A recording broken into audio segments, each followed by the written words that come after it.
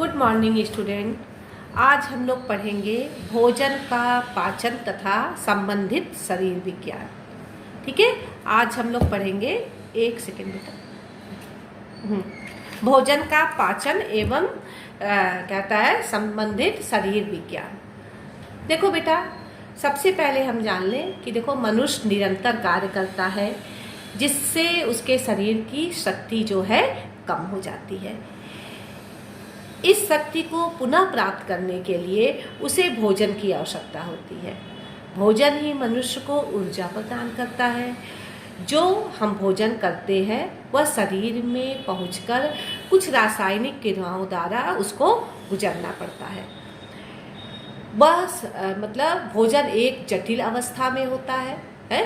पाचन क्रिया के पश्चात वह सरल अवस्था में आता है जो हमें पाचन करने में, जिससे हमें आगे पाचन करने में सहायता होती है। ये हम समझ गए। अब देखो, तो ये समझो कि भोजन का जटिल रूप जो होता है उसको सरल रूप में परिवर्तित करना ही करने की क्रिया को हम पोषण क्रिया कहते हैं। समझ में आया? भोजन के कार्य और महत्व। भोजन हम क्यों करते हैं? तो देखो, आवश्यक तत्वों की शरीर में पूर्ति हो, इसके लिए हम भोजन करते हैं। जो हमारे क्षतिग्रस्त कोशिकाएं हैं उस जो टूट फूट जाती हैं उनका पुनः निर्माण हो, इसलिए हम भोजन करते हैं। हमारे अंदर रोग प्रतिरोधक शक्ति उत्पन्न हो, हम अच्छे से खाएंगे तो हमारे अंदर जो सेल है वो मजबूत होंगे। तो रोग प्रतिरोधक शक्ति उत्पन्न करने के लिए हम भोजन करते हैं। शरीर में भोजन हमारे ऊर्जा प्रदान करता है, इसके लिए हमको शक्ति प्रदान करता है, इसलिए हम भोजन करते हैं। और हमारे भोजन का क्या महत्व है? देखो, मनोवैज्ञानिक कार्य करता है। वो कैसे? देखो, जिस दिन हमारे मनपसंद खाना बनता है उस दिन हम कितने खुश रहते हैं, तो इससे हमारा मानसिक विकास भी होता है, मनोवैज्ञानिक कार्य भी करता है। कुछ सामाजिक कार्य भी भोजन करता है। वो कैसे? हम एक सामाजिक प्राणी हैं, अनेक त्योहारों पे या हम एक दूसरे के घर जाते हैं तो अच्छे अच्छे व्यंजन का खिलाते हैं उन्हें। इससे क्या होता है? हमारे समाज के आपस के संबंध अच्छे होते हैं। तो कुछ सामाजिक कार्य भी भोजन करता है। देखो, अब हम पढ़ेंगे पाचन तंत्र का क्या अर्थ है। पाचन तंत्र का क्या अर्थ है? देखो, पाचन तंत्र का हमारे शरीर में विशेष महत्व है, क्योंकि कोई भी व्यक्ति तभी स्वस्थ रह सकता है जब उसकी पाचन शक्ति अच्छी रहेगी। पाचन शक्ति तभी अच्छी रहेगी जब पाचन क्रिया में प्रयोग आने वाले सभी अंग ठीक प्रकार से कार्य करेंगे। भोजन पचाने का कार्य एक अंग नहीं करती है बेटा, इसमें कई अंग जो है एक साथ कार्य करते हैं। ये कौन कौन से अंग हैं जो पाचन तंत्र में प्रयोग आते हैं, जो पाचन तंत्र में कार्य करते हैं, इसके बारे में अब हम पढ़ेंगे। देखो, सबसे पहला जो है पाचन तंत्र की सबसे पहली जो क्रिया कहाँ से आरंभ होती है? मुख से आरंभ होती है। देखो, मुख हमारा जो है एक दरवाजे का काम करता है। हम भोजन क्या कहलाता है, खाते हैं तो सबसे पहले क्या करते हैं? उसको मुंह में डालते हैं। मुंह में डालने के बाद क्या होता है? मुंह तुरंत बंद हो जाता है, यानी कि भोजन हमारा अंदर रहता है। अगर हमारा मुख नहीं होता तो क्या करना पड़ता? हमें मुंह उठा करके भोजन को अपने अंदर लेना पड़ता, कि नीचे करते ही भोजन गिर जाएगा। तो मुख हमारे एक दरवाजे का कार्य करता है।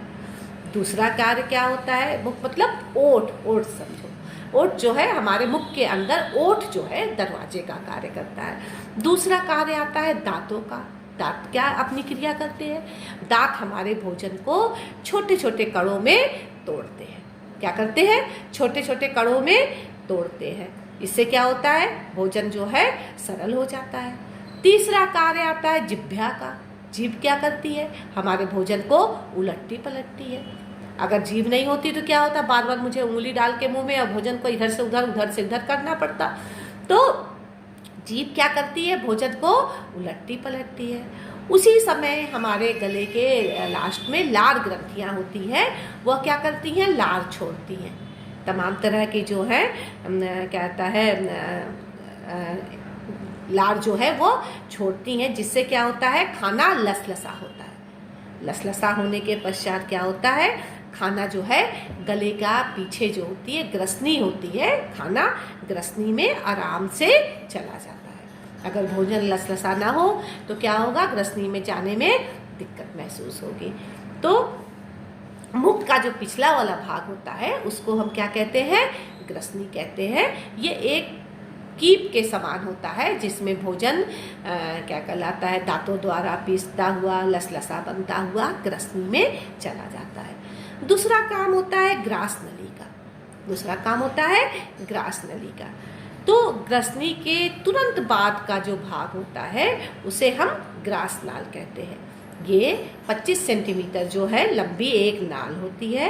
ये श्वास नली के पीछे स्थित होती है। देखो कभी कभी क्या होता है, हम भोजन खाते हैं तो वो ग्रास नली में न जा करके क्या होता है, श्वास नली में जाता है। इससे क्या होता है, तुरंत हमें खांसी आने लगती है, छींक आने लगती है, उफान आने लगती है कि खाना जो है गलत नली में चला जाता है। जब तक वो श्वास नली से निकल नहीं जाता है तब तक हम छटपटाते रहते हैं।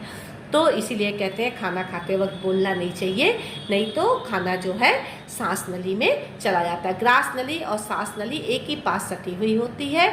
ये जो है कहता है श्वास नली के पीछे स्थित होती है।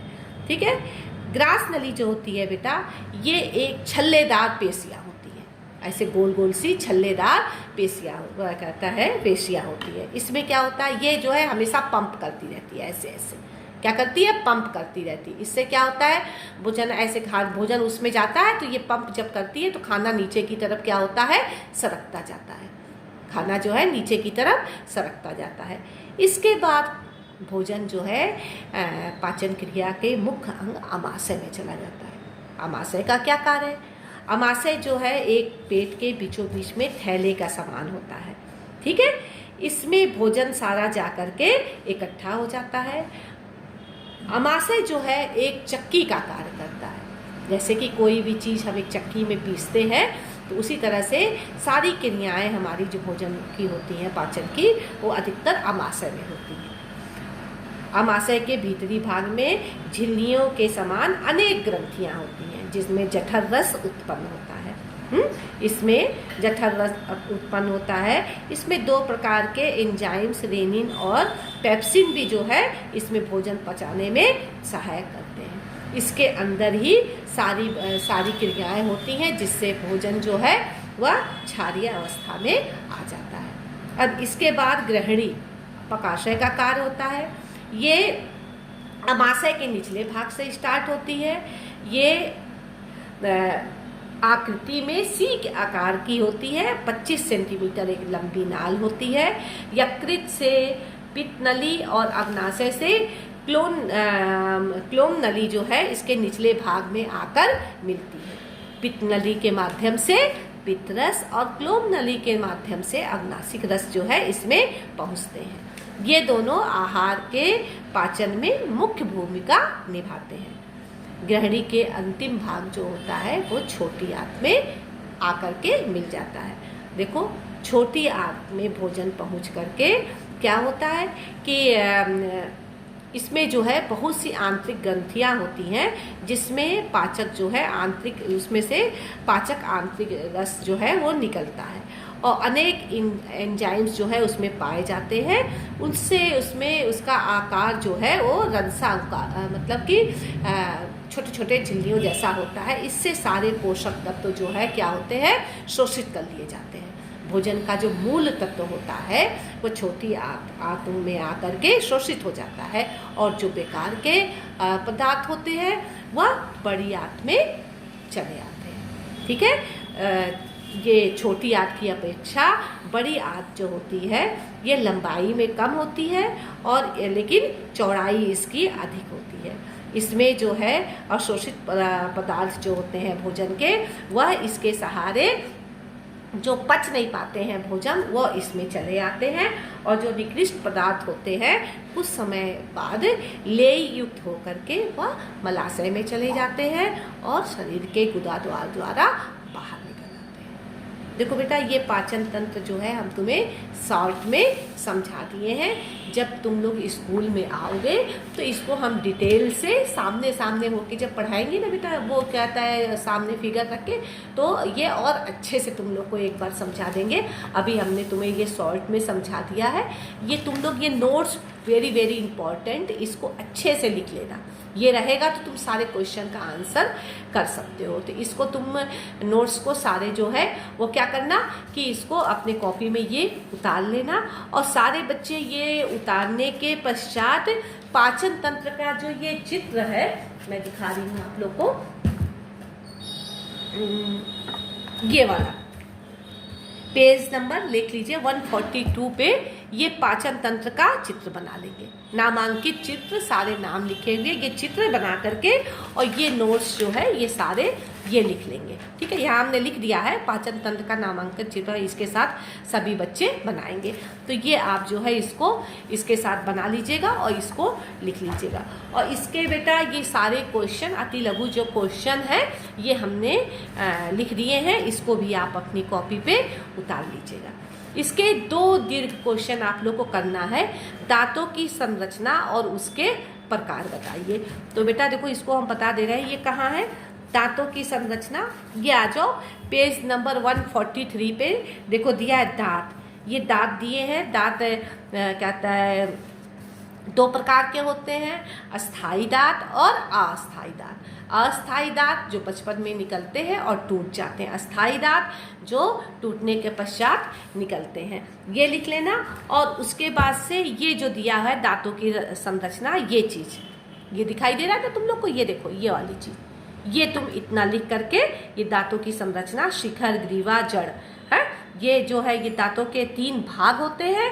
और दांतों के क्या कहलाता है आकार की दृष्टि से दांत के कौन कौन से प्रकार होते हैं, कृतनक, चौड़क, रत्नक, अग्रचौड़क। ये तुम शॉर्ट में करके लिख देना। और इसमें एक क्वेश्चन दिया है हमने दीर्घ में तुम लोग को, लार ग्रंथियों के क्या कार्य हैं। तो देखो बेटा लार ग्रंथियां पेज नंबर यहाँ आ जाओ 145 पे। हमारे मुख में 3 मतलब कि हमारे मुख में 6 लार ग्रंथियाँ होती हैं, 3 इधर 3 दाएं साइड में होती हैं और 3 बाएं साइड में होती हैं। पहला कर्णमूल ग्रंथियाँ, उदहनु ग्रंथियाँ और जिह्वाधर ग्रंथियाँ, ये 3 जो है ये इतना आप जो है पेज नंबर देखिए 145 पे लार ग्रंथियाँ, ये यहाँ से यहाँ तक आप लिख लेंगे। समझ में आया? तो ये कर लीजिएगा बस 2 ही। और इसके जो क्वेश्चन है अक्सर यही पूछता है कि पाचन तंत्र की संरचना चित्र द्वारा समझाइए और उसके कार्य बताइए। तो ये आपका पूरा ये क्वेश्चन ही है, इसको अलग से लिखने की कोई ज़रूरत नहीं है। तो ये आप लिख लीजिएगा। ये लेसन आप लोग का कंप्लीट हो गया। जब भी आप क्लास में आएंगे तो हम इस चैप्टर को दोबारा आपको अच्छे से पढ़ाएंगे। ऐसे जितना हमने पढ़ाया उतना आप पढ़ लीजिएगा तो आपके लिए वो सफिशिएंट है। ठीक है, थैंक यू।